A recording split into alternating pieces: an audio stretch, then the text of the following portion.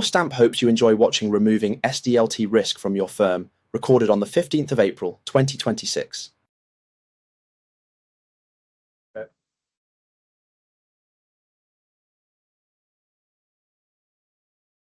Cool. Everyone in? Phil, yeah, from the lobby? Happy. Hi, everybody, and welcome to the Stamp webinar on removing the SDLT risk from your firm. There's going to be a lot to cover today. I've got Richard here, one of the fellow directors, on what is changing come May the 18th. So we've got a few things to run through and hopefully answer all the questions that you have, but ultimately all the questions that we get asked on a regular basis. So, Rich, would you like to start? Okay, yeah. Thanks, Phil. I think I've got one more in the lobby that comes up. Don't know if you'll see what I'm seeing, and it says people to admit. So, thanks, Phil. So, what we want to try and do is we've had an awful lot of interest, questions over the last probably 6 or 8 weeks with regard to finance bill, the implication for that for solicitors and conveyancing. And so what we're going to run through today is hopefully something that answers some of those questions, gives a little bit of clarity or more clarity than there is now, and hopefully a very clear path and direction for what next steps are if you need to take some. So what we're going to do is I'm going to just run through a few slides. Shouldn't take very long. There's only 400 or 500 slides, so you know it won't take too long. And then we're going to do a bit of Q&A, and then we're going to show you the solution. So just to sort of, because I know we've got some people on here who haven't come across Stamp before. What is it? It is a solution, an online solution that provides verification for property tax. So whether that be SDLT in England, LTT in Wales, or LBTT in Scotland. What it effectively does, it transfers the liability away from the conveyancing firm for effectively the calculation and the audit for the tax that is due on a transaction. It's a platform that's Cyber Essentials Plus accredited, and I'll just touch on that in a moment. It's pay as you go, no contractual commitment, and it's integrated and available via our partners and some of our partner products, whether that be Express, OneSearch, Action Step, OnPoint, etc. It means that, again, you don't necessarily have to do everything we're going to show you today, because through the integration, some of the information is already pulled through. Just touching, because I know we've been asked this, we've only recently got the accreditation. It's worth just pausing a moment on Cyber Essentials Plus. So if you're unaware, it's around your cyber security and the platforms that you use. And really the big difference between Cyber Essentials, which firms have, and Cyber Essentials Plus is that Cyber Essentials is a self-assessment. So if you have Cyber Essentials, you effectively have self-certified that you've got the intention to have audited and highly secure processes. The difference between Essentials and Essentials Plus is that with Plus, actually, you have had independent testing to make sure that you meet what you say. So as we've put at the bottom, if you're working with someone who only holds Cyber Essentials, it's worth asking, has their security actually been tested? So Stamp, sort of pretty much already covered this in one sense. What is it and what does it do? Well, it removes some risk and it enhances compliance, which ultimately protects your firm. Why is that important, or why is it more important now? Well, I think there's going to be additional scrutiny from the changes that are coming in the finance bill, and we'll run through those shortly. And how does it do that? Because effectively it's a verification platform, so it validates that the correct amount of SDLT is calculated. And also we do offer a submission service, but we'll touch on that briefly in light of the finance bill changes. So just very, very quick bit of sort of a recap as to the background, which is what firms should already be doing. So historically, and what we find is that firms, typically charge a fee to submit the SDLT return and pay the tax to the relevant authority. Actually, this is from, well, it'll be 10 years ago now. Effectively, there's precedent, which means that whilst conveyancing firms say that they are not tax advisors and often make that very clear in client care letters, actually there is precedent that you charge a fee to do something relating to tax, and so actually there is some accountability and responsibility to ensure that only the correct amount of tax is paid. If I'm looking to purchase a property and I go to the Law Society's website, in fact that sort of reinforces that actually conveyancing, you're not necessarily tax specialists, and that actually you might need additional advice dependent on your particular transaction.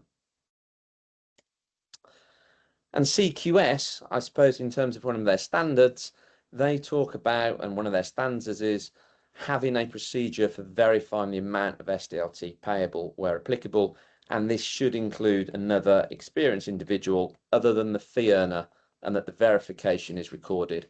And this sort of consistent, repeatable process, I suppose, again, is one of the areas of scrutiny that potentially the changes with the finance bill might impact. So I suppose without sort of any further ado, what's coming? What is on its way? Well, the finance bill that sort of got published last year comes into force, I think from, well, some of it I think is already in force, but effectively the piece we're interested in is essentially from May the 18th, is that anybody interacting with HMRC will need to be registered for agent services. So what does that actually mean? Well, and I think at this point, if it's all right with you, Phil, if you want to sort of throw some of the questions, and we'll try and answer some of the questions or the questions that we've been posed and where we sit at the moment in what it does actually mean, if that's all right. Yeah, absolutely. So I think it's as the finance bill is evolving, and I do believe it's kept quite broad for a reason, we're getting lots and lots of questions, and they're all the same questions. But hopefully with Rich, we can try to dispel some of those. So what does the finance bill actually mean? Okay, so I suppose what does interacting mean is really the question. And what the guidance that's come out from HMRC is that whether you pay money on behalf of a client, whether you are a technology partner processing data, where you have any interaction, whether it be a return or whether you say pay money or do a return or provide the platforms that interact with HMRC, you will have to register for agent services. And so it's a very broad statement, and it doesn't necessarily mean that you are giving tax advice. However, you are interacting on a tax matter, and so you will have to register for agent services. Wow, so it's quite a broad statement. Yeah. So one of the questions, and particularly yesterday I got asked as well, is if I outsource the entire post-completion service, which is the registering of SDLT1, etc., to return the SDLT5, but I still pay the funds to HMRC, do I have to register? Yes, you do. Okay. So due to sort of the mortgage rules around holding the funds pre-completion and the making you're handling client funds from an SDLT perspective. So as you pay that to HMRC on behalf of the client, irrespective of whether you outsource the submission element of your workflow, you will still need to register for agent services. So whereas maybe a couple of 3 months ago, it was you can verify, and if you outsource the submission, you're not touching the actual calculation or the submission documents, then you won't need to. Unfortunately, no, because you handle the payment. And this is something that was raised specifically with HMRC a couple of weeks ago in a meeting certain individuals had with HMRC. They were very explicit that if you handle the funds conveyancing used as a specific example, then you will need to register for agent services. Okay. So is it the firm or is it the individuals that have to register? Because that's really confusing. So my understanding is that every firm will have to register. Okay. If you are a firm with under, I think it's 5 employees, then everyone will have to be named as a relevant individual. Okay. If you have more than 5 employees, you will have to nominate the people who will be the relevant individuals. So that's just putting more risk or more effort on those 5 that are going to have to be named potentially. Is that? I suppose it depends. Scrutiny? It depends. I mean, effectively, we'll see what it means in practice as we go. But I would, my expectation is that, and ourselves, we will register for agent services when it becomes available. Is that really the relevant individual is the person or people that HMRC will use as a point of contact to query. They are they're the key people, and they're going to effectively be the people who are held responsible and accountable for the filing, the audit. Should HMRC come and ask to see your processes and audit you, which again at the moment I know they've sort of said that's not their intention. However, most organisations where you have to register for something, there's usually a reason why there has to be a registration, and it's about keeping standards up, isn't it? So I would expect that the relevant individuals at some point are likely to be sitting across from someone having to explain or justify the process. And that literally has answered half the question, which is what does registering as agent services entail? I suppose in terms of the registration, they've sort of issued some guidance. I don't think it's been updated in the last week, but effectively, it's about having proven and consistent anti-money laundering, proven, and I suppose that's then it's around having that consistent process that can be evidenced. And I suppose anti-money laundering is a really good, I mean, that's, I think, the prereq for even being able to apply for agent services. But I think that's a really good example of something which, frankly, conveyancing firms, I could check a passport, I could check a driving license, I could look at a bank statement, but actually what firms do is they outsource it, and you just de-risk it and remove the risk. And I think when we talk about stamp duty, I think frankly that falls into the same basket. It's something that, yes, you can do it yourself, but actually there's no need to, and you can outsource that validation and verification to a third party. Sure. So what's the actual risk? Because that's fundamentally the problem, isn't it? That's been arisen. What risk is it to the firm? What risk is it we're going to get it wrong? What's the overarching, in your opinion? I suppose the risk, in theory, is no different or greater than it is today. If you have a process that is consistent, that you use for every transaction, that every member of your conveyancing team knows and follows, and you've got that audit trail, then the fact that you might have to register and at some point have some scrutiny shouldn't worry you. So, but I suppose the risk is firms that don't have a universally adopted process, If you're using, if there's an incorrect code in a part of a submission, in theory that risk exists today. I suppose, post registering and for agent services, it's harder to use the defence that we're not tax advisors to your clients and or HMRC when you're registered with HMRC to interact on your client's behalf. You mentioned obviously the submission part earlier. You also mentioned verification. Yeah. What does the verification of SDLT mean? So CQS states about having a process to verify in place. I suppose rather than necessarily saying what it is, maybe if you say what it isn't, if a lot of firms use Gov.uk as a method of verification, frankly, that's inadequate. Excuse me.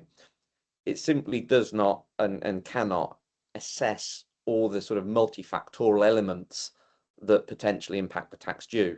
I suppose particularly when interpretation of guidelines can be subjective. Yeah. So whether it be I don't know, additional land, use, is it use in a commercial or mixed use fashion?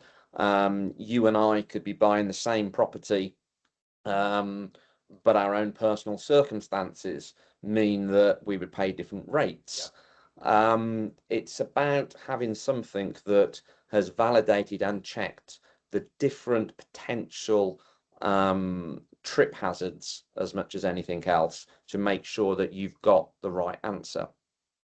And I suppose equally, having someone check, excuse me, print out from gov.uk as an example, essentially it's a bit of confirmation bias. Sure. So if I use a platform and I put a piece of paper in front of you and say I put these 4 values in and it gave me this number, what do? Do you just check those 4 values? Do you just check the 4 values are correct? It's unlikely that you're going to ask the additional questions to extract that additional information that might actually be key to actually the correct tax calculation. So it's not just a calculation based on 3 simple facts like Gov.uk, where it is, how much is it, type of buyer. It's I think you use the onion approach, don't you? It's the layers. Yeah. And each layer is different for each person.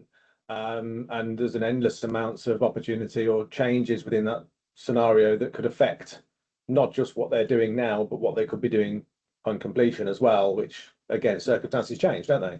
Yeah, absolutely. It's potentially asking us a number of questions, and in terms of what we talk about verification, it's asking enough questions to understand if there's a further set of questions that need to be asked. Yeah. And if you don't ask or don't give the right answers, then potentially you never get to asking the important questions. Okay. or a question that might be important. Yeah. Yeah, I've got 2 questions to ask you later about that, which kind of highlight that in detail. So, okay. When does this come into place? Because everyone talks about May the 18th as a deadline. That's not right, is it? It's not a deadline for May the 18th. No, effectively, May the 18th is just the date that's been published as the date the ability to register for agent services opens. Okay. There's a 3-month initial window for firms to register. So it's not a sort of a drop dead deadline. If anything, May to June, July, in many ways at the moment, it'd be August the 18th would be the deadline to start the registration process. Yeah. I suppose the issue or the potential risk to highlight in terms of how long the conveyancing process is that instructions that probably you're already working on will fall into post May the 18th, right, in terms of completions. So again, in terms of that validation and verification process, I don't think it would be best practice to think that, oh, well, this is something we should tackle when we get to May the 18th and beyond, because of the lead time there is in the conveyancing process. Okay, yeah, interesting. I think there's time is our friend in tax, isn't it, as well? And sometimes the time can have an impact on the output as well. And I've got a couple of examples, and I think that's why it's quite important to do it alongside. I love this question because someone did ask me this. Why are HMRC doing this, Rich? Who knows? I suppose there's a wider context here, isn't there? So I think from memory that the conveyancing element that's in the finance bill is a couple of pages or a couple of 3 pages out of a 500-page finance bill. Right. There's a wider program around making tax digital that falls across other areas as well, and I think that the conveyancing has been caught up in this. Again, I'll repeat it. If you have a consistent, repeatable, accurate process, then it shouldn't actually be seen as an additional risk. However, if you don't, then it's a logical assumption that by introducing a registration scheme, at some point HMRC will audit the compliance aspects of those who are registered.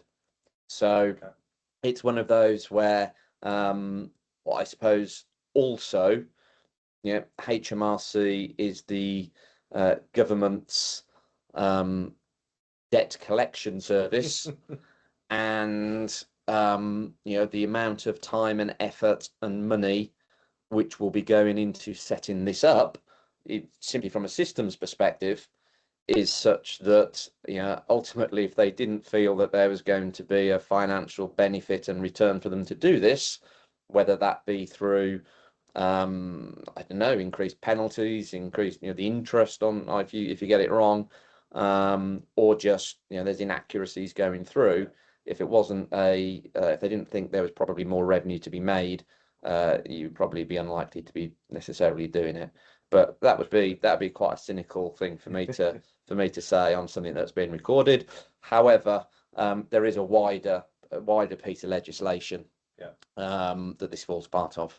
So just going off the recap what we've been through then. So anybody interacting with HMRC will need to register, and that conveyancers has been specifically identified as one of those sources. Yeah, so just in terms of the recap, any firm that's interacting with HMRC will need to register. Conveyancers have been, whether it be specifically or explicitly, used as an example of excuse me, a profession or an activity that will have to register. Okay. I think also just going on what you've said about the post-completion services, where outsourcing all of that will not make an impact to your ability to register or requirement to register. That means that the good news is that post-completion services can stay the same now, which means there's less disruption to the firms. Is that right?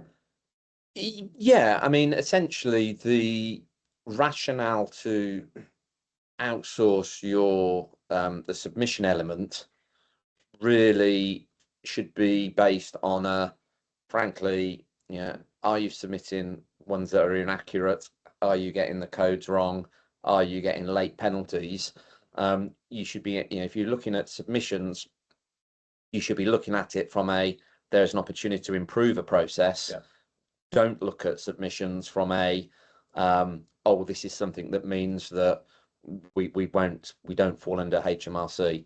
So you're right in terms of the post-completion process.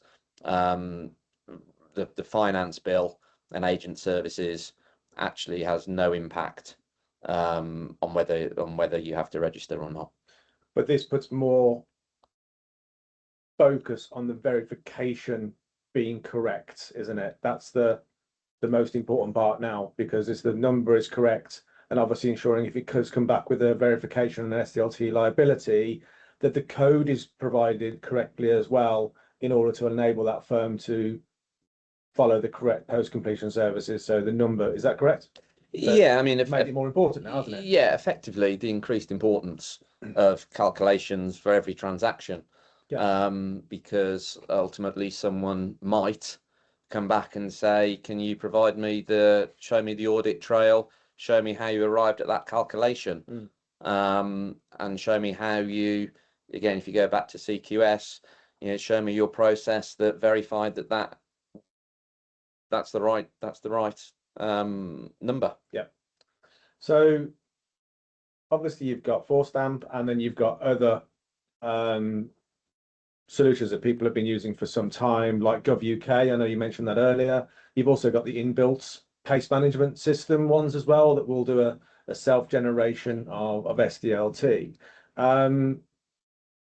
What's the difference in and just look at a couple of examples. What's been the difference that you've seen in a couple of quick examples that people will probably know about? Okay, so, well, I suppose there's two things to this. One, I think a lot of the sort of estimate of SDLT that's generated actually is taken from gov.uk. Yeah. So gov.uk has limited questions. So, obviously the most, I suppose, recent example of that is the former Deputy Prime Minister. And actually, the questions that gov.uk asked didn't necessarily highlight her particular circumstance, because, again, it asks a sort of vanilla generic level question and doesn't then ask subsequent questions. And I suppose that's the real challenge, is that you can get a quick answer, and that is an estimate.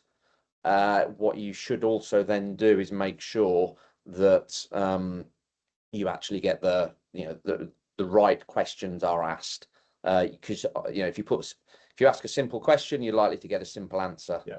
It's just being aware of all the different scenarios. So that was the Ed Lorraine case. How about the other cases? I know we've got a divorce case and a married case, haven't we, at some point recently? Well, we have. I think it's what's key is that things that appear straightforward may not be. Yeah. And if you again, it comes back to, if you ask simple questions, you get potentially simple answers. And IT systems and are ones and zeros, they're yes and no's, aren't they? It's not a what ifs or a maybe. Yeah, difficult to understand. Yeah, and I think what we do is we have I'll say between, I don't know, 15 and 18 questions, and if we cannot with sort of like 100% certainty say that is the answer, then it actually passes to a human, because again, said, with guidelines, there's interpretation and there's precedent, and it's not it's not necessarily a binary yes no, and that doesn't necessarily mean it's a complex case that still needs to have a judgment taken on it. So should firms only use ForStamp on complex cases? No, you should use it on every case. So, and the reason for that is, and we'll jump into some software hopefully shortly. The first time buyer is a really good example. That's easy though, isn't it? Well, I can be a first time buyer from a mortgage perspective, even if I've owned previously, but from a tax perspective, it's a one and done relief. You have it doesn't renew. If once you're a first time buyer once, and that's it. So again, depending on how the question is asked, are you a first time buyer? Well, if I've got a first time buyer mortgage offer, then I might tick that as yes. Okay. But actually, there's a number of scenarios where actually you're not eligible. So in the first time buyer, there's just, again, there's two different immediate ways you can have that incorrect. One is I used to own, I don't now, and haven't for a while. So I've got a first time mortgage offer. So I might think, are you a first time buyer? Well, yeah, because I've done that. But secondly, I might never have actually owned a property, but I still might be excluded. And so again, you know, it's that's something that, you know, do you ask all the right questions? And I think that you've mentioned that about the first time buyers, and obviously being married or not married, and who's buying it, because one party may not, one party may. Obviously, the mortgage as well being offered, is that some offers are in a new build, first time buyer rate, introductory offer, but Yeah. in their mind they then assume that that's a first time buyer for everything, but it's not necessarily the case in tax. Yeah. Going back to the process and procedures, can everybody in the team, from the most senior to the most junior, apply the same logic to all cases? Is that something we can do through the system very easily? Obviously, it's a repeatable process. Yeah. But are we seeing some disparity in regards to who knows more? Again, I think it depends. What we do is we have conditional logic. Yep. So I think where there might be varying degrees of expertise, or I should say experience, the conditional logic hopefully prompts the right questions. Yeah.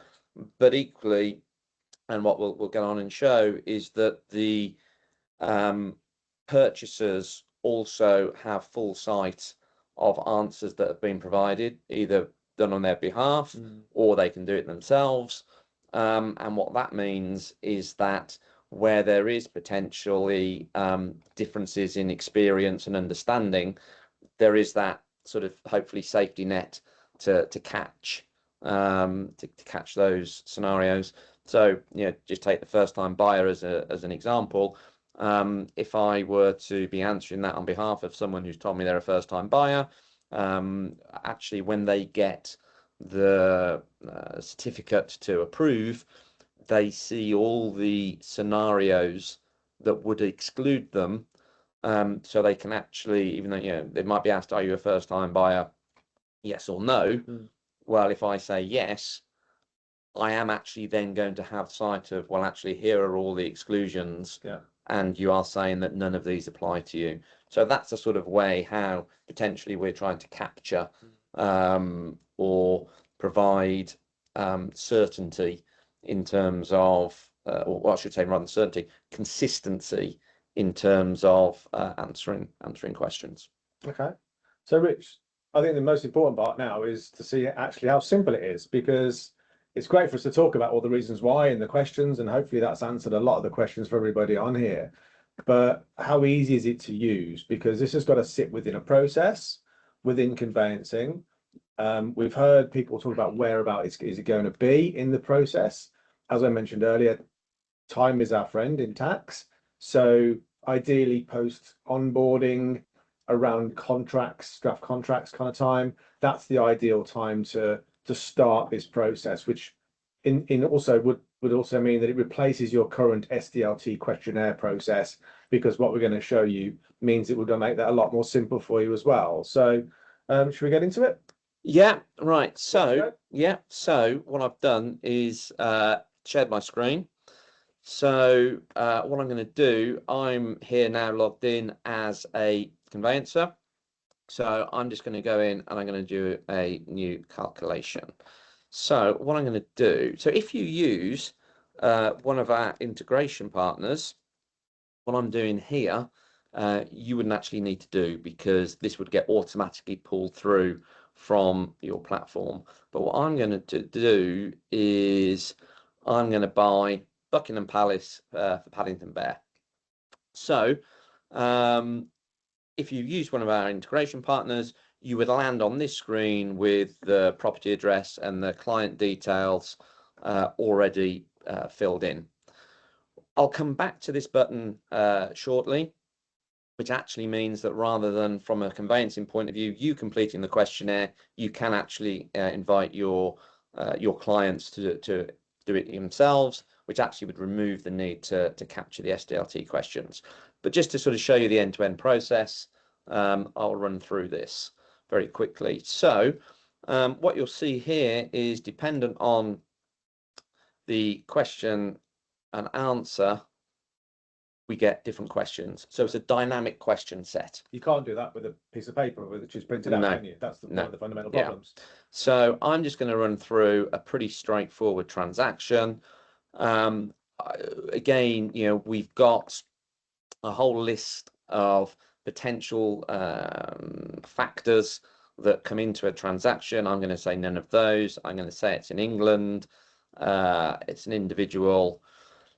Have you ever owned? So let's just go through the first time buyer one. I'm going to say no, and immediately I now get all these options which actually would exclude me. I'm just going to leave it as none for now. Are the purchasers non-UK resident? I'm going to say no. It's a residential property. Doesn't have any significant issues. If I were to tick yes, I get, you know, can I provide evidence, etc. So again, dynamic questions as you go all the way through. Similar with annexes. I'm going to put no. I'm going to put a purchase price of, I don't know, let's go 450,000. And I'm going to, do you know what? Let's go for May the 18th. There's nothing else I know about this transaction. So if there were, I have the ability to upload files or ask any questions, but I'm going to put no. And I'm answering, yeah, I'm just saying that that's as good as I know. So I'm now going to verify. So this is a conveyancer, one of your team, excuse me, completing this.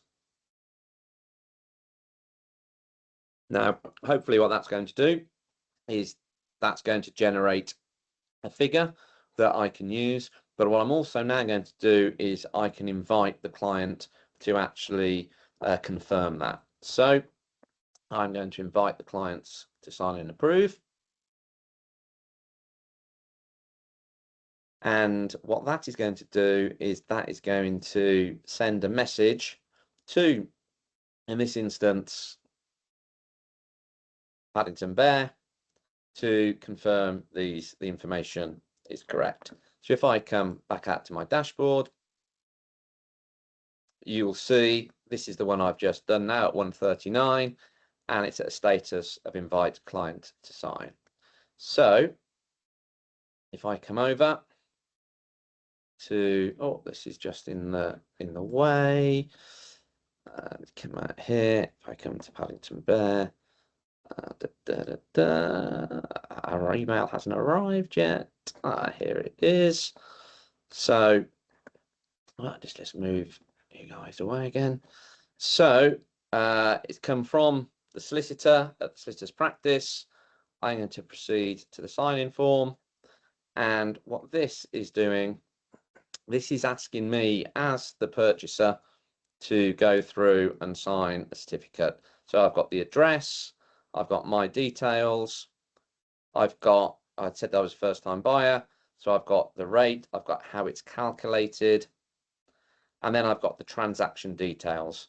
And so where I just it had none for any of the sort of types of transaction, I said none of these were involved. You can see here that again, you know, you can see that the answer is no. And also around, you know, do you have any of these which were related to the first-time buyers? I just asked to sign the certificate, so I'll just sign that. And effectively, what has happened there is I've now completed that form. As the client, what will happen? Yeah, so I just got to move up there. Oh, you just disappeared. New message. If I show that, I've now received my completed PDF that shows the signature to say, yep, it's all accurate, and I've got all the information. And a copy of that gets sent back to the solicitor, doesn't it? Copy gets sent back to the solicitor via API and email. So if it's through a partner, it goes back into their system. Yeah. And also on email, just to make sure it's confirmed that they've got that as well. Yeah. And if you are a direct client with ourselves, you get access to the dashboard. You can see there that the status is updated to completed. I can go into the case and actually I can view the certificate myself from here. Equally, what you can do, and in all of these, this has been completed, but let's just say that the purchase price changes. I can click update case details because it's locked, and I can type and submit a request, and we then will update that with whatever the new details are. And the reason we do that is because ultimately what we want to make sure is, dependent on what the change is, we need to make sure that it's been recalculated and potentially re-signed. So effectively, that's why we have this.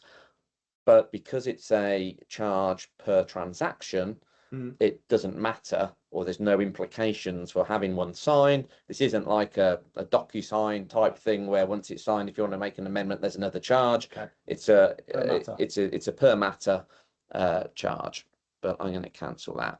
So that's what I'd say is like the solicitor way. Solicitor logs in, solicitor completes it based on a questionnaire that we can provide them if they want to still use an old a PDF style version onboarding way, where they just transfer the information to that themselves, verify the amount, send to the client signs it, comes back, and that's how we've been working, and that's how we're operating now for 2.5 years, 3 years, isn't it? But now we've got a better way. Well, it's an alternate way. It's an alternate way. I like this way. I think it's better. So again, what we have here is Paddington's best mate, Rupert. Now he's going to buy a property. Rupert currently lives at Cottage Road, Nutwood. And as you can see, it's exactly the same. But what I'm going to do this time is I am going to invite Rupert to the questionnaire. So you can see that's now saying waiting for the client to submit. If I come back to my dashboard, you will, it's not quite full screen on here, so bear with me a second. You will see that that says questionnaire sent, and it hasn't got any of the other information in. So if I now go back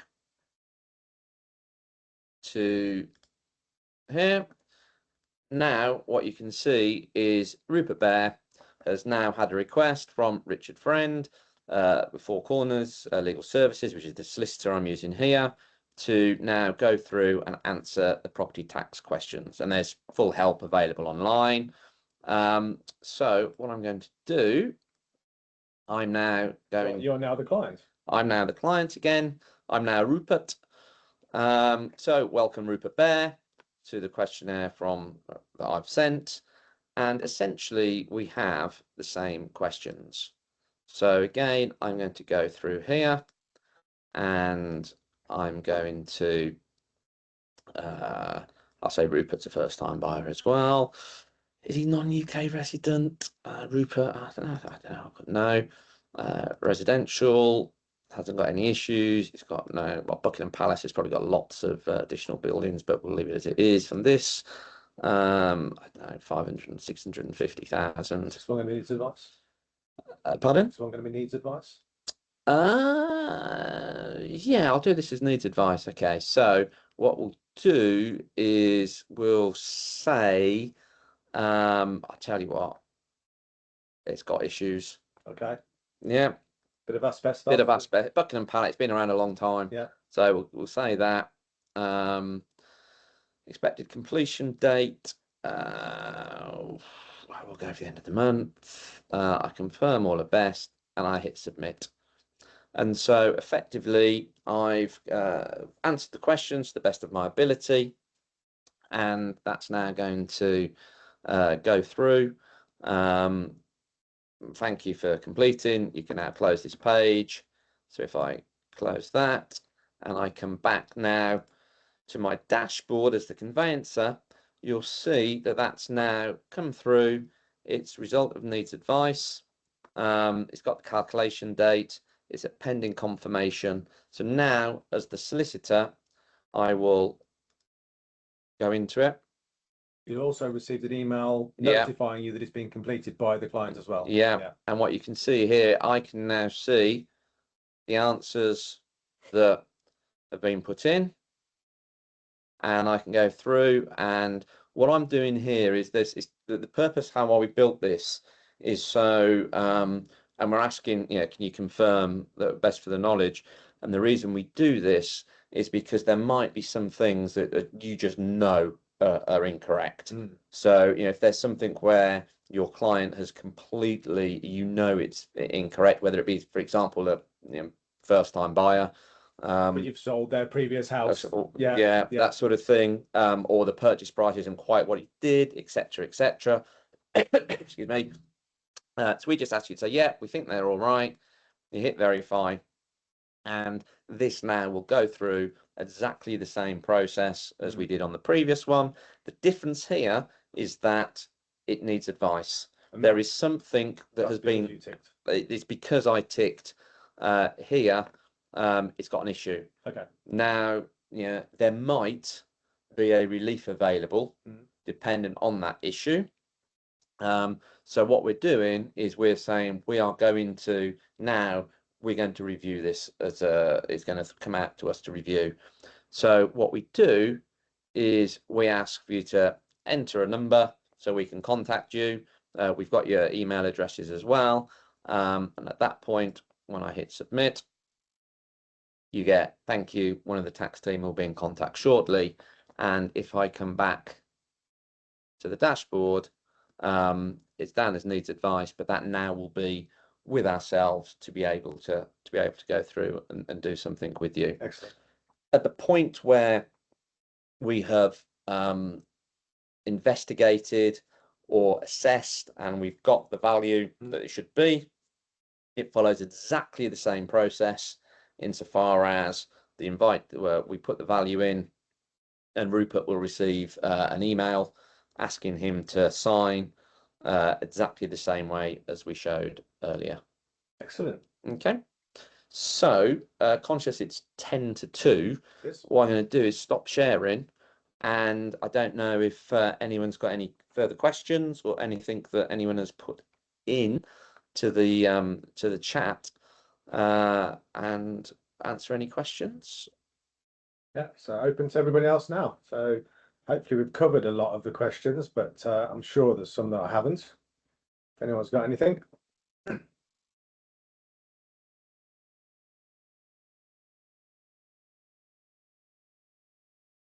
So, more than one client, yes. So effectively, good question. It's sequential. So, excuse me. So, if you have more than one, it will go to them in order. So again, One certificate. it's one certificate that multiple signatures. Again, it goes to sort of the first person to the second, etc., etc. So we do get a certificate which all the parties have confirmed that the information is correct to the best of their knowledge, and that's really important. And that's one of the features that actually was suggested to us by a conveyancer. In terms of the sort of the liability, what we do at the point where the client signs to say, yes, this information I believe is accurate, we effectively at that point take the liability of that calculation. If at a later date that turns out to be wrong because we've made an error, then that's on us. If at a later date it turns out to have been wrong because the information was incorrect, then that's on the client, because actually we obviously can only work with the information that we're provided with. But in both those scenarios, neither option was on the solicitor, which is the ultimate end result. Correct. And I think the not wanting to go back to the Deputy Prime Minister case, but I will. The whole point with that is that she was advised by two firms that she should take further advice. Should is the most dangerous word in the English language, or one of them, because it's not actually saying you've got to do something. It's just saying, well, you should do it. So it leaves it as a choice. With the platform, we ask for a signature, and to be confirmed the details, ultimately the client will either say, yes, they're correct, in which case that's great, or they'll say, oh, I'm not prepared to do that. Well, in which case So, for example, they're effectively declining the advice. So again, if at a later date it turned out that there was an issue, well, it's recorded, it's audited that the client did not confirm that actually those details were accurate. So again, the solicitor is covered in all scenarios, which is why we say what we offer is a way to reduce the risk, enhance compliance, and protect your firm. Excellent. That's a good question. And thanks, Alex, for that. That was a good question, but something we haven't picked up. But yeah, we do handle that. Is there anything else? Surely there can't be any just one question today. We've done a lot today. Do you deal with all types? Let's just try and get that one. It's the phone call from a tax advisor to the solicitor only, or will you guys speak with a client direct when completing their questionnaire? So what we've got is, I suppose there's a couple of different things there, Rob, where I suppose in either case where we need to speak. I think you've asked. I think there's two. I'm going to answer your questions if it's two questions here, if that's all right. Where we have something to review, we will always speak to the solicitor first, irrespective of whether it's the solicitor or the client who's completed it. We will always speak with you first, and we will always seek your permission to speak with the client.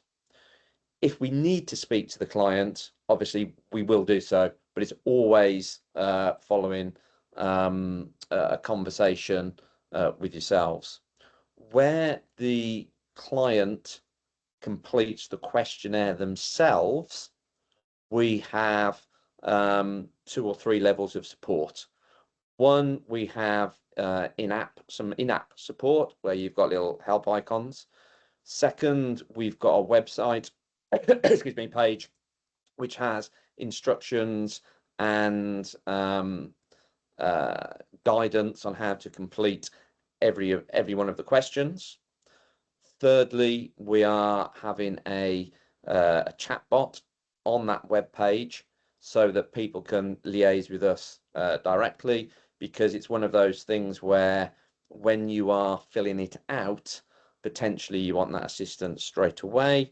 And I suppose finally, we have when we do publish our telephone numbers, but what we aim for is that the platform is intuitive, that most people can self-serve, and most people who use the platform can self-serve, but also we've got a series of sort of how-to videos at the moment, and when we do feature releases, they're aimed they are aimed at conveyancers. But yes, with the client to complete route, the ability, we do not expect the client to be speaking with the conveyancer on how to complete that form. We will own that. Sure. SP's got a good question. Do we deal with returns for all types of land and all types of client, as well as residential property returns? So, for example, agricultural land for a partnership where there may be reliefs. Yes, we do. We have, and our team will deal with any type of either residential or commercial property transaction. Again, what we've done with the question set is we've tried to keep it as lightweight as possible, in terms of if there's something that's going to be complex, actually we don't ask many questions because we know we're going to be speaking with you and asking questions. So we prefer to effectively highlight that this is something that needs a conversation, and we have that conversation. But yes, we do deal with all types of transactions. Excellent. Hopefully that answers the question, SB.